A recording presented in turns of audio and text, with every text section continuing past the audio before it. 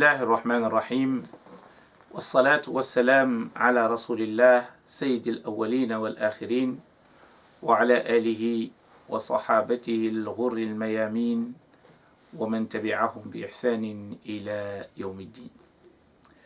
Chères étudiantes et étudiants, nous allons aujourd'hui commencer notre premier cours et ça sera une introduction. Et qui dit introduction, dire des généralités pour ne pas entrer dans les détails, parce que nous aurons largement le temps pour s'arrêter sur la vie de Omar ibn al-Khattab radiallahu anhu. Et donc, comme vous le savez, notre série portera sur ce grand homme qui est Omar ibn al-Khattab radiallahu anhu, qu'Allah l'agrée. Cet homme qui a marqué l'histoire, cet homme exceptionnel parmi les compagnons du messager d'Allah sallallahu alayhi wa sallam. Les aspects les plus importants dans la vie de Omar ibn al-Khattab, c'est pas parce que il était compagnon, mais parce qu'il s'est distingué parmi les compagnons de plusieurs choses. La première chose, c'est qu'Omar ibn al-Khattab, il savait et il était conscient que le messager d'Allah était juste à ses côtés. Omar ibn al-Khattab, il savait que Jibril faisait des va-et-vient et apportait ce qu'on appelle al-wahi, la révélation. Il savait que la vérité absolue était dans la parole d'Allah Azza wa Jal à travers son messager, qui est Muhammad sallallahu alayhi wa sallam. Mais Omar ibn al-Khattab, il voulait toujours garder son indépendance intellectuelle. C'est-à-dire qu'Omar ibn al-Khattab, il voulait continuer à réfléchir. Tant que le messager d'Allah ne dit pas que c'est fini, la décision de Dieu a été prise, Omar voulait toujours utiliser son cerveau. Omar ne voulait pas garder son cerveau lorsqu'il est à côté des messagers, mais il voulait bien l'utiliser. D'ailleurs, c'est pour cela que les savants mentionnent 20 cas, je dis bien 20 cas, 20 situations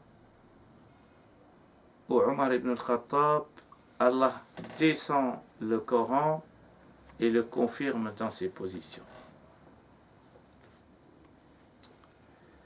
3 cas majeurs ont été, retenus et qui ont été rapportés par Muslim, ou Bukhari et Muslim. Parmi ces 20 cas, il y en a qui ont cité 16, il y en a qui ont cité 15, et 17 cas. Mais ce n'est pas le moment de parler de ces 20 cas. Omar ibn al-Khattab, ce qui le caractérise plus, c'est qu'Omar a laissé un impact à la postérité, aux savants postérieurs. Omar ibn al-Khattab, il est l'inventeur en islam de la distinction entre le texte et l'esprit du texte. Omar ibn al-Khattab, il est l'inventeur de la distinction du contexte et le texte. Omar ibn al-Khattab, il est l'inventeur de ce qu'on appelle en arabe fiqh al-muwazanat qui va donner naissance à ce qu'on appelle usul al-fiqh. C'est-à-dire, fiqh al-muwazanat, c'est le droit, c'est une façon de raisonner lorsqu'on est devant deux cas, que ce soit deux intérêts majeurs, ou un intérêt majeur et un intérêt mineur, ou bien devant un intérêt et ou bien un avantage et un inconvénient. Comment choisir l'un et délaisser l'autre? Lorsqu'il y a une maslaha et lorsqu'il y a darar quelque part, il y a de la nuisance quelque part, il y a aussi un intérêt quelque part. Comment distinguer et comment faire pour choisir entre les deux? Omar ibn al-Khattab nous a laissé plusieurs exemples de ce genre. Mais Omar est le véritable fondateur de ce qu'on appelle usul al-fiqh. C'est les fondements du droit. Le droit musulman, il y a ce qu'on appelle le fiqh, il y a ce qu'on appelle usul al-fiqh. C'est-à-dire sur quoi le fiqh est fondé. C'est pour ça qu'on l'appelle le fondement du droit. Parce que le fait de donner un avis juridique, ça c'est le faqih ou le mufti qui donne un avis juridique. Mais avant de donner cet avis juridique, il y a tout un travail qui se fait. Ce n'est pas du fiqh, mais c'est du usul al-fiqh. C'est le fondement. C'est les clés et les outils que le juriste doit se doter pour devenir mufti, pour émettre cet avis juridique. Omar ibn al-Khattab, c'est lui qui a inspiré les savants, c'est-à-dire à partir de l'imam Shafi'i, qui est mort en 204 de l'Hégire. C'est lui qui a donné cette impulsion, mais c'est lui également qui a donné aux savants qui sont venus après lui qu'en fait, il y a ce qu'on appelle le texte, et il y a ce qu'on appelle l'esprit du texte.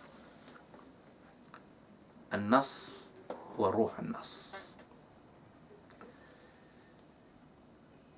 Il y a une année où Omar ibn al-Khattab a décidé de ne pas couper la main d'un voleur.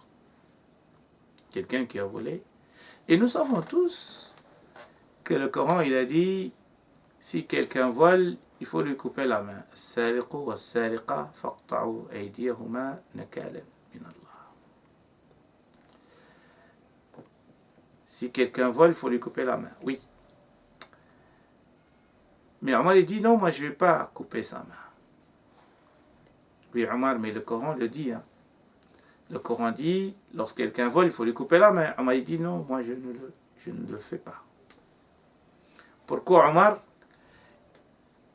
Omar il dit parce que il faut voir pourquoi il a volé. On est dans un moment où il n'y a pas de pluie, ce qu'on appelle une disette, une chasseresse. Donc, ce monsieur qui a volé, il n'a pas volé parce qu'il avait envie de voler. Ce n'est pas un voleur professionnel. Mais, il voulait survivre. Il voulait vivre comme tout le monde. Et c'est pour ça qu'il a volé. Et donc, Omar, il a distingué entre le texte, c'est-à-dire ce que Allah a dit ou ce que le prophète sallallahu alayhi wa sallam a dit, et ce que Allah azza wa jal vise en interdisant le vol. Ce que Allah vise. Ce que Allah vise, c'est quoi? c'est que le voleur ne va pas nuire autrui.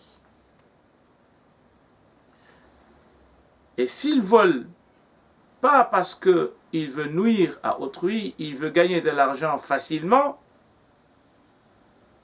mais il veut tout simplement survivre, c'est-à-dire vivre comme tout le monde. Et donc là, on est devant un cas très important. Parce qu'aujourd'hui, malheureusement, on entend des imams ou des gens qui parlent de la religion et qui citent des versets, des hadiths, etc. C'est pas parce qu'on parle et on cite un verset qu'on a raison. C'est comme quand on parle de l'islam et qu'on parle l'arabe, c'est comme si en fait ce qu'on dit c'est la vérité parce qu'on parle l'arabe. C'est pas parce que je fais un sermon ou je fais une conférence, je cite des versets et des hadiths que j'ai raison.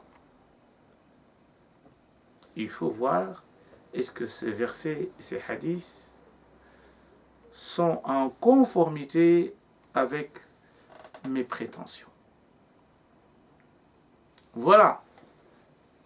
Donc, un aspect très important que les savants postérieurs vont développer et qui va donner naissance à ce qu'on appelle aujourd'hui usul al-fiqh.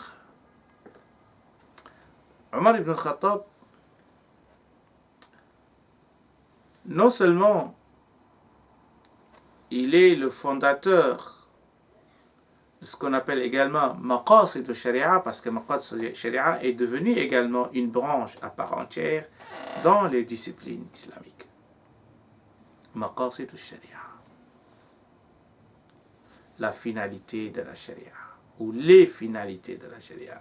Chaque fois que l'islam interdit quelque chose, il y a derrière cette interdiction une visée, c'est-à-dire une finalité. Si par exemple l'islam interdit l'alcool, c'est parce que l'alcool mène à l'ivresse et que l'ivresse mène parfois à commettre des actes irréparables. Voilà. Et donc, il y a une visée, il y a une finalité derrière toute interdiction en islam. Que l'on sache cette finalité ou pas, mais cette finalité existe. Parce que Dieu, et c'est un débat dans la théologie musulmane, est-ce que tout acte que Dieu pose a une finalité ou pas? Parce que l'être humain peut poser un acte sans pour autant viser quelque chose. Mais Dieu lui-même, est-ce que lorsqu'il pose un acte, lorsqu'il interdit, lorsqu'il ordonne, est-ce qu'il y a forcément une visée? L'avis majoritaire des savants dit bien sûr que Dieu, dans chaque acte, il y a une visée, il y a une finalité. Et que ce qui est important également à comprendre, c'est qu'Omar ibn al-Khattab, il met en évidence la vie et l'intégrité du croyant au-dessus même du texte.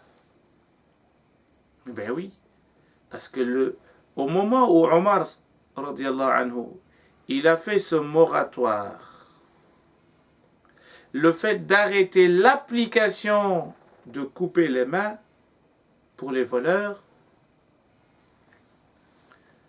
là, Omar, il a osé. Pourquoi il a osé? Parce qu'il a compris. Il a compris que ce n'est pas parce qu'il y a un texte qu'il faut l'appliquer. Il y a tout un contexte pour appliquer un texte.